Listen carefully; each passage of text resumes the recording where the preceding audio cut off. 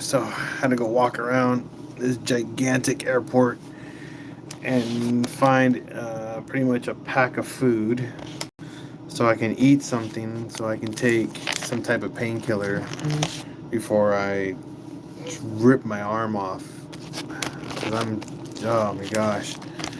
But I found this little room, these minute suites here in the airport. It's expensive as all hell, but it's better than trying to leave the property, use my voucher to go to a hotel, and then settle in and then come right back. It's such an inconvenience. If I had two arms and not a broken one, I would do it. But right now with my busted ass arm right now and trying to do anything in general is just extremely inconvenient. And so I didn't go about that route. I decided to just fork out what was left of my pretty much petty cash and get this little spot and just try to make it through the night. But I just want to say, to all my subscribers and viewers, thank you guys for, hanging out and being a part of the YouTube channel,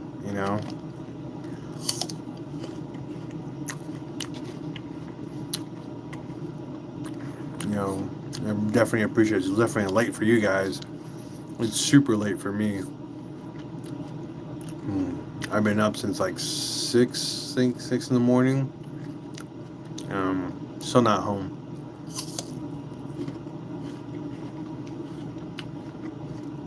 Definitely some rough travels. I saw that, cuz. Thank you, Luis. It's gonna help a lot for tomorrow. Cause this tiny ass room that I'm in is this little. It's just got a sofa in it and a table. $200, but I did it just because I didn't want to go through TSA.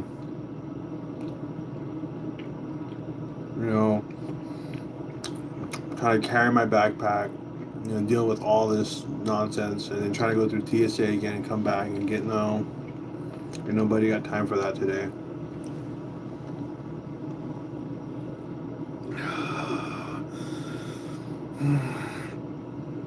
Oh my god.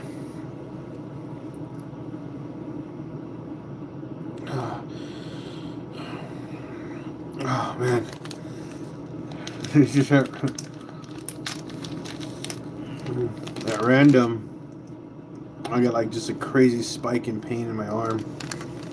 Not even moving it. It's just super random. And it hurts. It hurts a lot. I'm out of medication, so I'm kind of suffering right now. I bought some Motrin and Tylenol. Let's see if I can eat some food before I down some Motrin and Tylenol and ruin my stomach.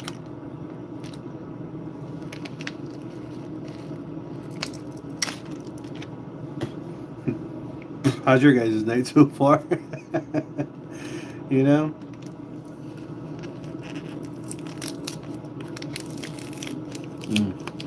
Sorry, you guys watching me do this, but I gotta do all this one arm tricks,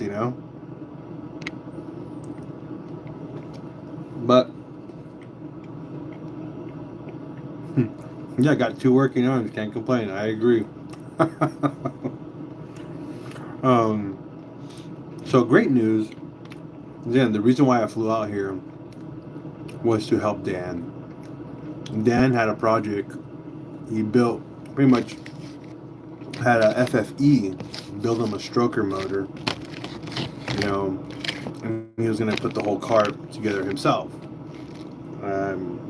Long story short, pretty much, life got tough and didn't have the time, and obviously he also didn't have the skill or know-how to do it right, and be comfortable to do it right.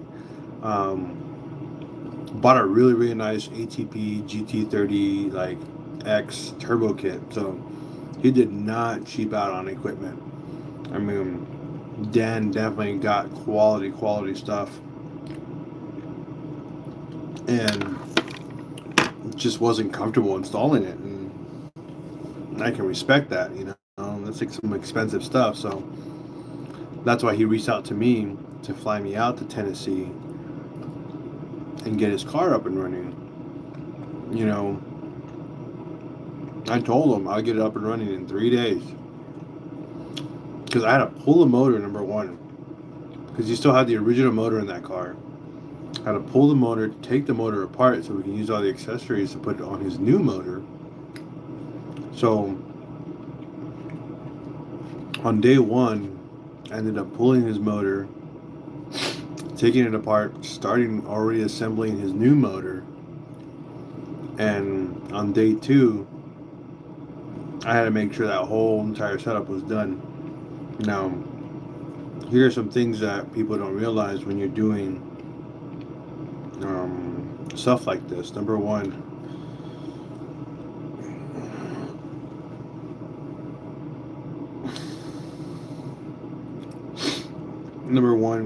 be prepared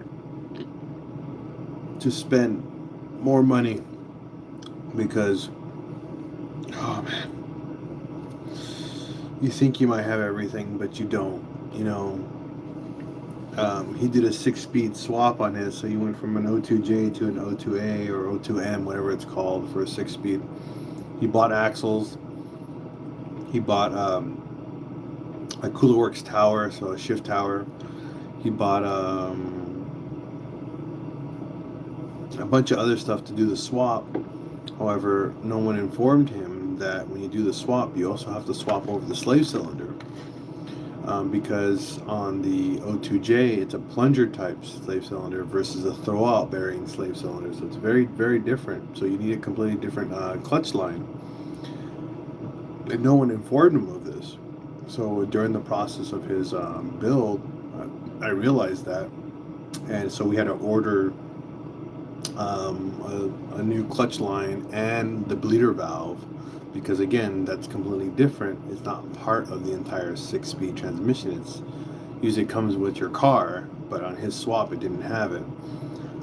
So we had to order that, and then since it's a 6-speed transmission, it has a different starter. It has a 257 millimeter starter, so the starter is a lot longer than the 5-speed starter.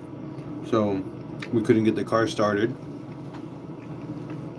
We so lucky that the AutoZone in Tennessee had all the parts we needed to overnight them the next day from one location to another. So he lucked out like drastically, because that way we were able to crank the engine. Number two,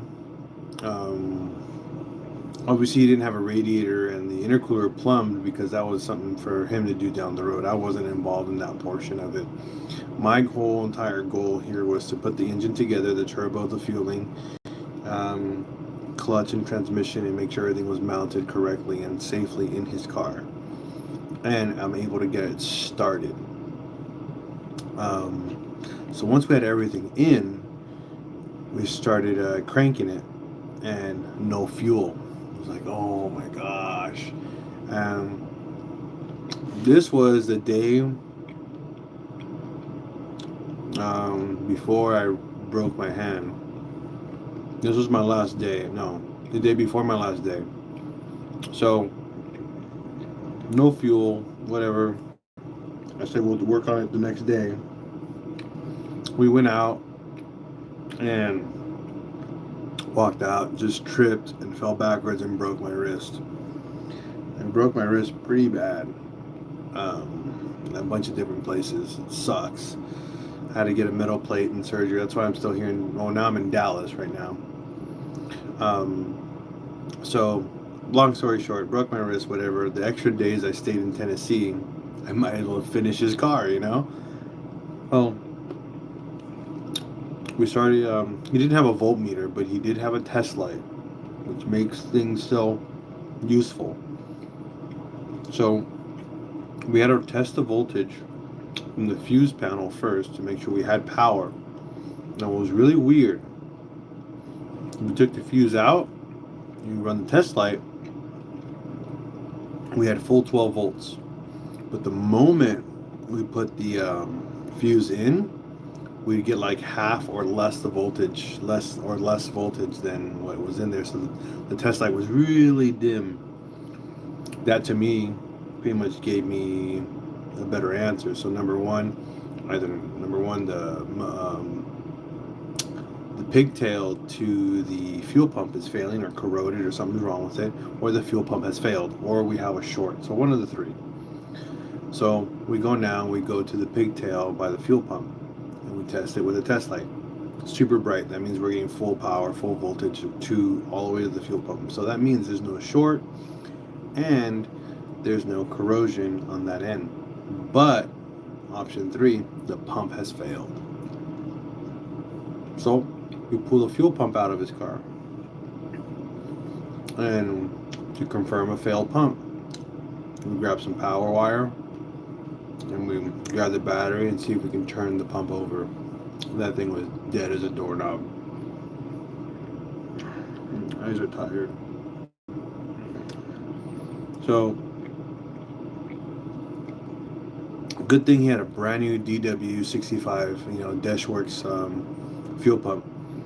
But before we installed it, I had to make sure we cleaned out the old fuel container, make sure we clean out as much as we can, because we don't want to run a brand new fuel pump in a dirty ass tank. So, did that, put everything back together, the car fired right up, exactly as I thought it would. His next job, or next parts of his project that have to get done, he has to do brand new ignition coils, so they're all broken and stripped. Those are dangerous. He's got a integrated engineering fuel rail that he has to put in with new AN fittings and everything, but that's all up to him from there. I can't do much from here, That's all the little things now. He has to, all his little detail button up stuff is for him. I'm just glad that I was given the opportunity to fly out here and get his car started. And then, unfortunately, I broke my arm.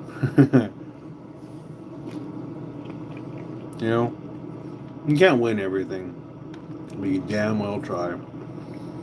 Earlier, I was just emotional because I was just under a lot of pain, hungry, tired, just going through a lot right now. And just trying to, right now I'm going to get ready to go to bed, take a quick nap, and go to my flight. Hopefully I make it in time and make it home, because I'm over it. I'm just so over it. But for anybody watching, thank you for watching. I appreciate you guys. Especially on the adventures that I go on that are super random. Just here to have a good time,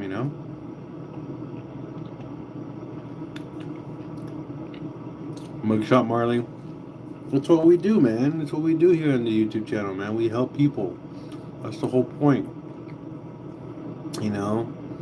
The whole point of this YouTube channel is to help one another. We gotta save those Mark IVs or save as many Volkswagens as we can. So I do it for whatever amount of money. I don't care. That's not the point. The point is that we keep these VWs on the road. That's what matters. And we learn something. We learn during the process as well. So I've been doing my YouTube channel for almost 10 years. I'm not looking for profits. I'm looking for people that have experiences and have fun and learn from it. That's all I'm asking for.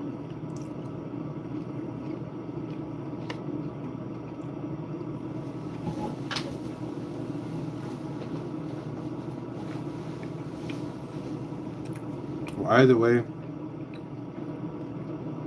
I'm almost done eating all this junk.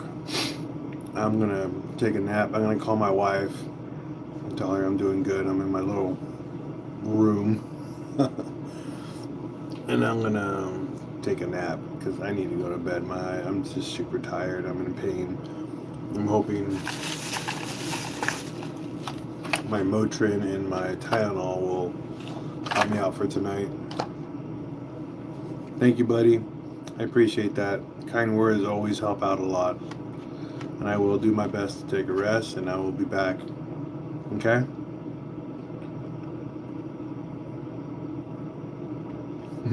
Right? No, I agree with you on that one, Luis. I'm putting like 20 alarms.